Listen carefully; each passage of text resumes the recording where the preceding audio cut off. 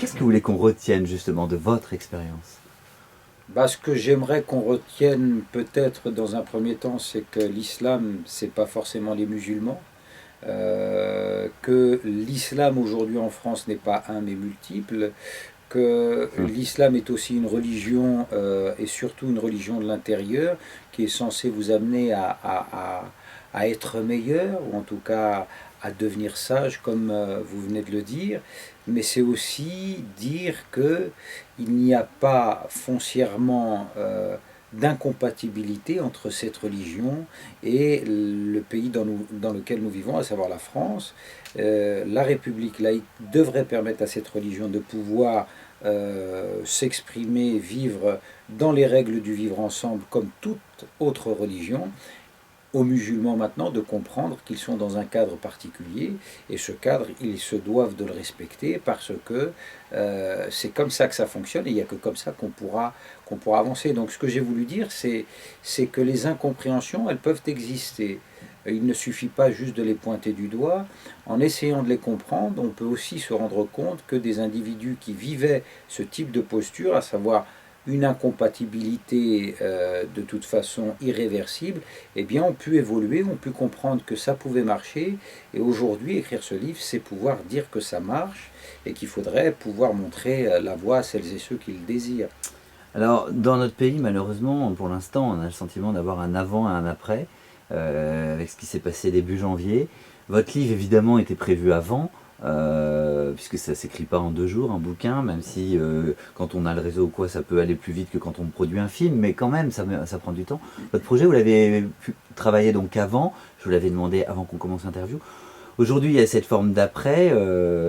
Comment vous vivez les choses? Parce que c'est peut-être pas le truc le plus confortable de publier un livre, un témoignage de la sorte avec le contexte qu'on a aujourd'hui. Alors c'est vrai que c'est pas confortable, mais en même temps, c'est nécessaire. Peut-être plus qu'hier d'ailleurs, puisqu'après effectivement les attentats des 7 et 9 janvier dernier, euh, moi je me sens finalement aujourd'hui le devoir de créer une sorte de pont entre celles et ceux que je connais, avec qui j'ai grandi, et ceux qui auraient du mal à les comprendre, et réciproquement. Dans le livre, j'écris que mes parents sont nés dans un village qui s'appelle Al-Qantara en arabe.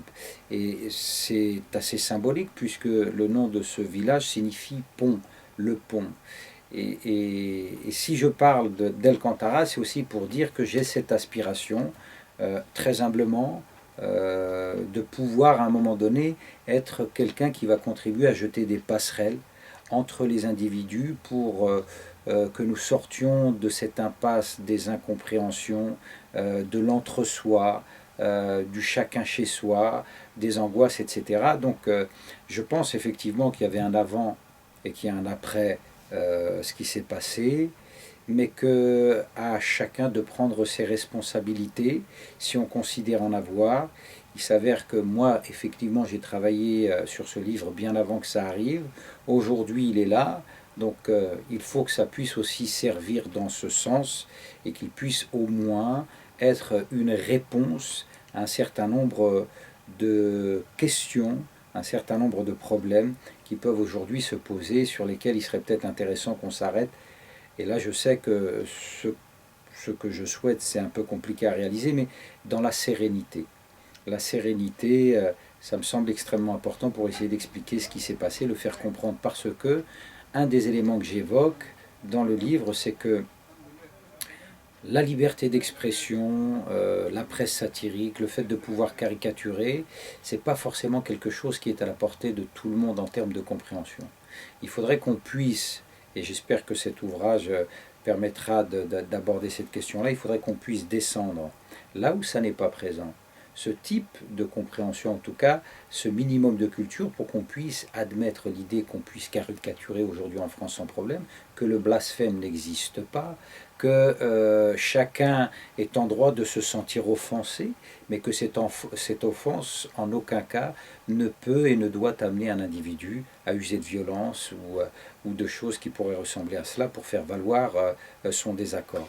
C'est très intéressant ce que vous venez de dire, Farid Abdelkrim, par rapport à la grille de lecture et de compréhension qu'on peut avoir au niveau international de ces caricatures. Je suis le premier, mais moi c'est ma culture, d'être pour le blasphème. Ça ne me pose pas de problème, puisque de toute façon, on s'en prend à tous. Donc à partir du moment où on s'en prend à tous, je ne vois pas pourquoi on ferait des exceptions. Mais je comprends aussi que la grille de lecture n'est pas la même pour tout le monde. D'où le problème aujourd'hui.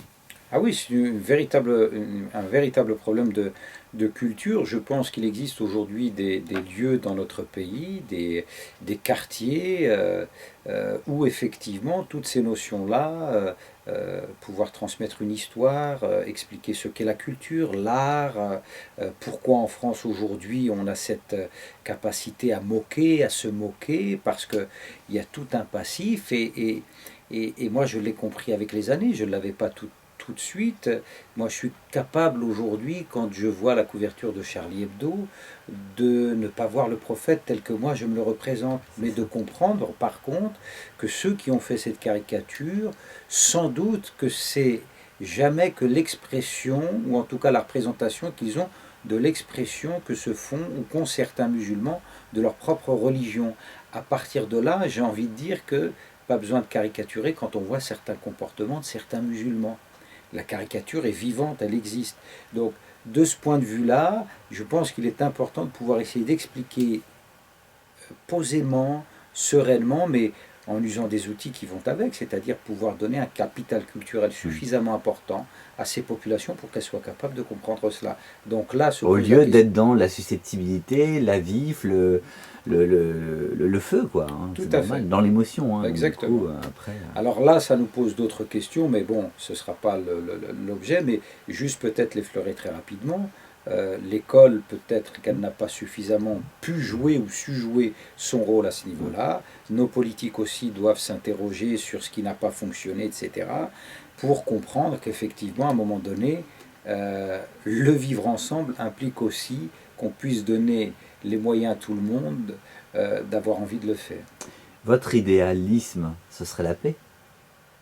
Je suis moi personnellement constitué comme ça, je suis un homme de paix, je fais quelque chose aujourd'hui qui consiste à sortir un livre, me mettre en avant, et c'est contre nature ce que je suis en train de faire, j'aime le calme, je n'aime pas les embrouilles, je n'aime pas les problèmes, et effectivement, il n'y a pas mieux que quelqu'un qui peut se sentir en sécurité, en paix, dans le calme, et puis quand il croise quelqu'un, que ce soit un échange de sourires, même l'indifférence peut être violente à des moments. Oui, c'est un idéal et je ne pense pas être le seul à le vouloir. Non, si je vous ai donné la parole, c'est que je le partage. On est déjà deux et je pense qu'on est nombreux quand même. C'est déjà pas mal. C'est déjà pas mal. Farid Abdelkrim, un grand merci pour ce moment, cet entretien. Pourquoi j'ai cessé d'être islamiste, itinéraire au cœur de l'islam en France. Vous partez de votre parcours et je trouve ça très intéressant parce que c'est toutes les petites histoires, comme on dit, les petites rivières qui font les grands fleuves, et donc qui se mêlent à notre grande histoire d'aujourd'hui qu'on est en train de construire et de vivre avec des sacrés remous, malheureusement. Un grand merci à vous, Farid Abdelkrim, pour cet entretien, et votre livre est disponible aux éditions Les Points sur les i. Merci. Merci à vous.